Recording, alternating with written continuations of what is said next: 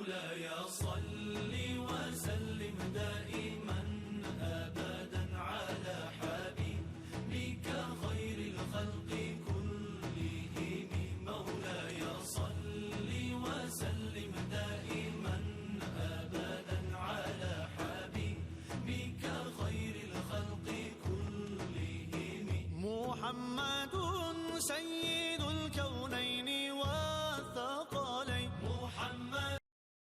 أعوذ بالله السميع العليم من الشيطان اللعين الرجيم. بسم الله الرحمن الرحيم.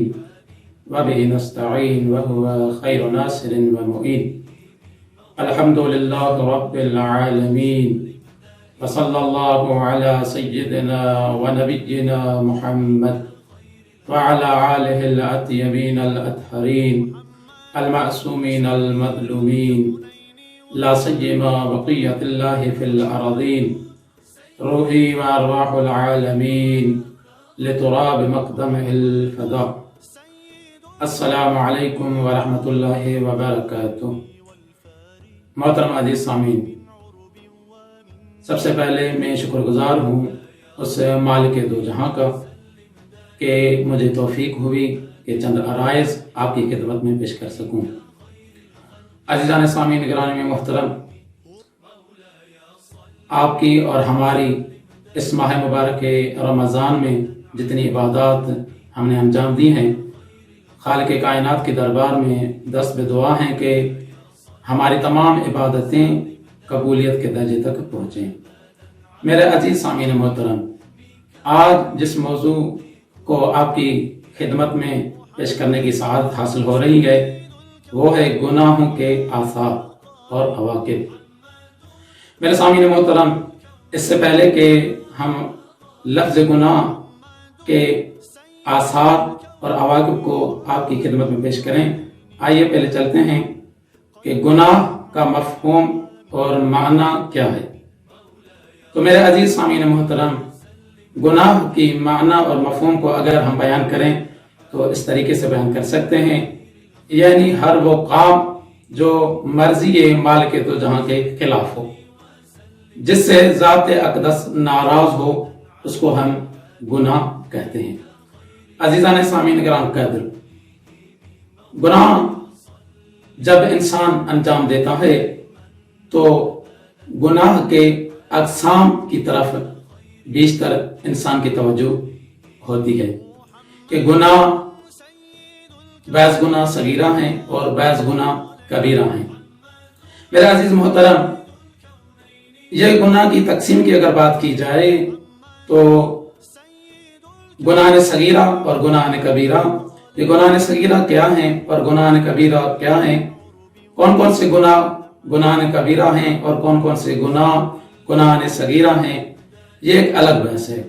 لیکن جب انسان گناہ کرتا ہے تو یہ نہیں دیکھنا چاہیے کہ وہ کبیرہ گناہ کر رہا ہے، انجام دے رہا ہے یا صغیرہ، بلکہ مہم یہ ہے کہ انسان کو یہ دیکھنا چاہیے کہ کس ذات اقدس کی نافرمانی کر رہا ہے.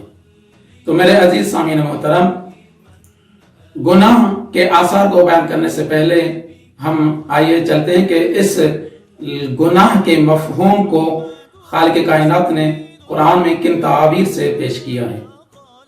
چلتے ہیں قرآن کریم کی طرف تو ہمیں مشاہدہ ہوتا ہے، دیکھنے میں نظر آتا ہے کہ گناہ کے لیے کبھی لفظ اسم کو استعمال کیا گیا ہے تو کہیں پر فساد کو، کہیں پر فسق کو، منکر اور فاحشہ، اس طرح کے تعابیر ہمیں نظر آتی ہیں. میرے عزیز سامعین محترم، گناہ کے آثار کو اگر دیکھا جائے تو قرآن کریم میں گناہ کے آثار میں سے ایک اثر جو پیش کیا گیا ہے وہ نعمتوں کا زائل ہونا ہے.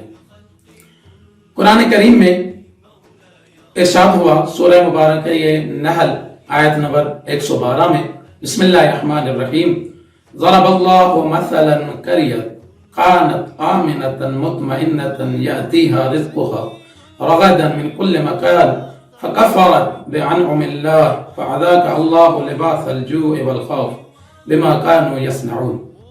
خدا متعال نے ایک بستی کی مثال پیش کی ہے جس میں امن اور چین تھا اور فراوان رزق اس کو نصیب ہو رہا تھا. انہوں نے کیا کیا؟ اللہ کی نعمت کو جھٹلا دیا. تو نتیجے میں خدا متعال نے ان کے کرتوتوں کی وجہ سے ان پر خوف اور بھوک کا عذاب ڈال دیا. خوف اور بھوک کے عذاب میں ان کو مبتلا کر دیا. میرے سامعین محترم، ایک قدم اور آگے چلتے ہیں اور قرآن کریم سے پوچھتے ہیں کہ گناہوں کے آثار میں سے اور کون کون سے آثار ہیں. میرے سامعین محترم، گناہ کے آثار میں سے ایک اثر جو قرآن کریم میں بھی پیش کیا گیا ہے وہ عذاب الہی کا نازل ہونا ہے. سورہ مبارک طلاق میں آیت نمبر 8 میں کچھ اس طرح ارشاد ہوا: وَكَأَيٍّ مِّن قَرْيَةٍ عَتَتْ عَنْ أَمْرِ رَبِّهَا وَرُسُلِهِ فَحَاسَبْنَاهَا حِسَابًا شَدِيدًا وَعَذَّبْنَاهَا عَذَابًا شَدِيدًا.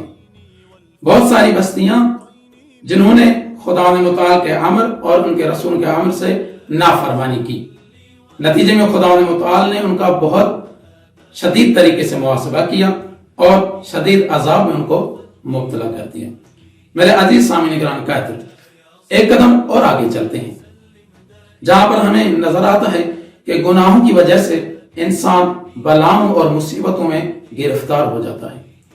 سورہ مبارک شورا میں آیت نمبر 30 میں کچھ اس طرح ارشاد نظر ہوا آتا ہے: وما اصابکم من مصیبت فبما کسبت ایدیکم ویعفو عن کثیر. جو بھی مصیبت تم تک پہنچتی ہے وہ تمہارے اپنے کرتوتوں کی کمائی ہے اور خدا متعال بہت ساری باتوں کو معاف کر دیتا ہے. میرے سامعین عزیزان کرام قادر، ایک اور قدم اگر ہم آگے چلتے ہیں تو ہمیں مشاہدہ ہوتا ہے کہ گناہوں کی وجہ سے انسان کا دل سخت ہو جاتا ہے، قساوت قلب حاصل ہوتی ہے. سورہ مطففین میں آیت نمبر 14 میں ارشاد رب الارباب ہوا: کلا بل ران علی قلوبہم ما کانوا یکسبون. ایسا نہیں ہے بلکہ ان کے دلوں پر ان کے کارناموں کی وجہ سے زنگ چڑھ گیا ہے. جہاں پر آپ سامعین محترم کی میں توجہ مبذول کرانا چاہتا ہوں، ایک حدیث مبارکہ امام علی علیہ السلام کی حدیث ہے. امام علی علیہ السلام فرماتے ہیں کہ ما جفت الدموع الا لکثرت القلوب وما کثرت القلوب الا لکثرت الذنوب. امام فرماتے ہیں کہ آنسوں کا خشک ہونا قساوت قلب کی وجہ سے ہے. اور یہ قسی القلب انسان کب بنتا ہے، کیسے بنتا ہے؟ فرمایا جب انسان گناہوں کے سمندر میں غرق ہو جاتا ہے تو یہ انسان قسی القلب بن جاتا ہے. میرے سامعین محترم، آئیے ایک اور قدم آگے چلتے ہیں تو ہمیں نظر آتا ہے گناہوں کی وجہ سے انسان کے نیک اعمال حبط ہو جاتے ہیں. قرآن کریم میں سورہ مبارکہ اعراف آیت نمبر 147 میں کچھ اس طرح ارشاد ہوا: والذین کذبوا بآیاتنا ولقاء الآخرہ حبطت اعمالهم. وہ لوگ جنہوں نے ہماری آیات کو اور لقاء آخرت کو جھٹلا دیا، ٹھکرا دیا، ان کے اعمال ضائع اور برباد ہو گئے. میرے سامعین محترم، یہاں پر آپ کی توجہ ایک حدیث نبوی کی طرف مبذول کرانا چاہتے ہیں جہاں پر ختمی مرتبہ رسالت مآب حضرت محمد صلی اللہ علیہ وآلہ وسلم ایک جگہ پر ارشاد فرماتے ہیں، خطبہ دیتے ہوئے فرماتے ہیں کہ جو بھی سبحان اللہ والحمد للہ ولا الہ الا اللہ واللہ اکبر کے اذکار کے ذریعے سے اپنی زبان کو نورانیت بخشتا ہے تو خالق کائنات اس کے حصے میں جنت میں درخت نصیب کر دیتا ہے. سامعین محترم، وہاں پر ایک شخص کھڑے ہو کر سوال کرتے ہیں اور کہتے ہیں یا رسول اللہ اگر ایسا ہے تو میرے تو جنت میں بہت باغات ہوں گے. تو پیغمبر اکرم صلی اللہ علیہ وآلہ وسلم نے ارشاد فرمایا نعم لیکن ایاکم ان ترسلوا علیہا نیرانا فتحرقوها. جی ہاں، بالکل صحیح فرمایا، لیکن متنبہ رہو کہیں ایسا نہ ہو کہ آگ کا شعلہ ایسا بھیج دو جس کی وجہ سے آپ کے اعمال ضائع ہو جائیں. پھر پیغمبر اکرم صلی اللہ علیہ وآلہ وسلم وہاں پر اس آیت کریمہ کی تلاوت فرماتے ہوئے نظر آتے ہیں، یا ایھا الذین آمنوا اطیعوا اللہ واطیعوا الرسول ولا تبطلوا اعمالکم۔ سامعین محترم، گناہوں کے آثار بہت سارے ہیں، جن میں سے چند کی طرف آپ کی توجہ کو مبذول کرایا گیا ہے۔ عزیزان گرامی قدر، گناہوں سے اجتناب کے لیے ہم سب کو خداوند متعال کی دربار میں دعاگو ہونا چاہیے۔ دعا کرتے ہیں خالق کائنات کی دربار میں کہ ہم سب کو اس عظیم مہینے میں گناہوں سے اجتناب کرنے کی توفیق عطا فرمائے۔ وآخر دعوانا ان الحمد للہ رب العالمین۔